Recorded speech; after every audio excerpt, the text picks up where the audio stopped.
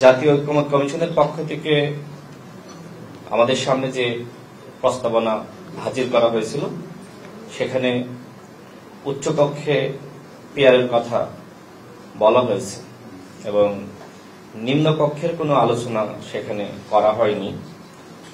যারা এই মুহূর্তে নিম্নকক্ষের পিয়ার নিয়ে আন্দোলন করছে তারাও আসলে জাতীয় ঐক্যমত্য কমিশনের যে আলোচনা যখন শুরু হয় তখন আসলে তারা এই বিষয়টি নিয়ে কথা বলেনি। আমার কাছে মনে হয় যে যদি শুরু থেকে তারা জাতীয় ঐক্যমত্য কমিশনের কাছে এই বিষয়টি নিয়ে প্রস্তাবনা হাজির করত তখন হয়তো বিষয়টি নিয়ে আলোচনা ঐক্যমত্য কমিশন করত। এবং যেহেতু আসলে আলোচনা শুরুতে হয়নি সেক্ষেত্রে এখন মাঝপথে বা শেষ পথে নিম্নকক্ষের পিয়ার নিয়ে আন্দোলন এক ধরনের সংকট সৃষ্টি করতে যাচ্ছে।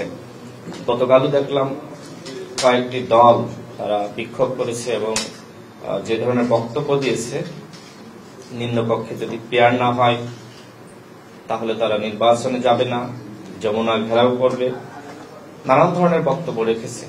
আমি এর আগেও আসলে নিম্নকক্ষের পিয়ার নিয়ে কথা বলেছি, যেহেতু এটি নিয়ে আলোচনা চলছে যে কারণে এই বিষয়ে আমার কয়েকটি অ্যানালাইসিস বা মন্তব্য করতে চাই। আমরা ছোটবেলা থেকেই যে বক্তব্য অনেকের কাছে শুনে আসছি যে মার্কা নয় ব্যক্তির ইমেজ দেখে ভোট দিন।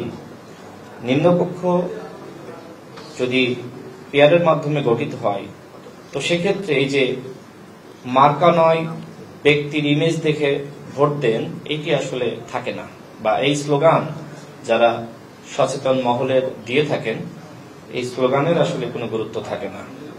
আবার যারা স্বতন্ত্র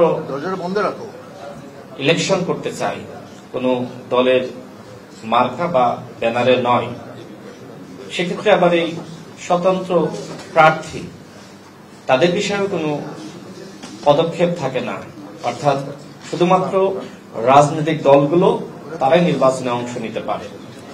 এছাড়া যে সকল দলের নিবন্ধন নাই, বাংলাদেশে তো নিবন্ধন নাই এরকম অসংখ্য দল রয়েছে।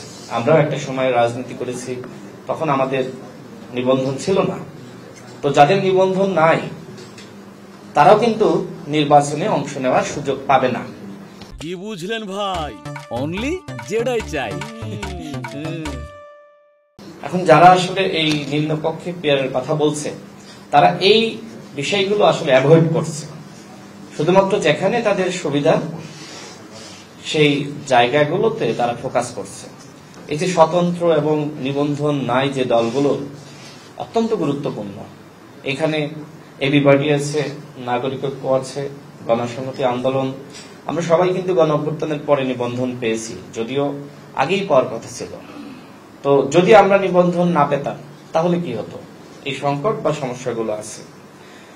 আর সব থেকে বড় সমস্যা যেখানে সেটি হলো যে নিম্নকক্ষে পেয়ার হলে স্থায়ী সরকার ব্যবস্থা থাকে না।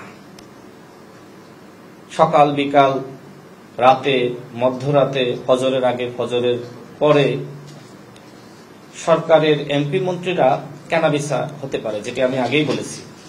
যে কারণে স্থায়ী সরকার ব্যবস্থা যেহেতু থাকে না সেহেতু আসলে নিম্নকক্ষে পিয়ার অত্যন্ত বিপজ্জনক। এবং বাংলাদেশকে নিয়ে ভারতের তো গভীর চক্রান্ত আছে, আওয়ামী লীগের চক্রান্ত থাকবেই। যদি এই নিম্নকক্ষে পিয়ারের বন্দোবস্ত হয় তো সেক্ষেত্রে এমপি টাকা পয়সা দিয়ে কেনাবেচার ক্ষেত্রে সব থেকে বেশি কাজ করবে আওয়ামী লীগ, এবং আমাদের প্রতিবেশী রাষ্ট্র ভারত তারাও তো এই চক্রান্তে লিপ্ত হবে।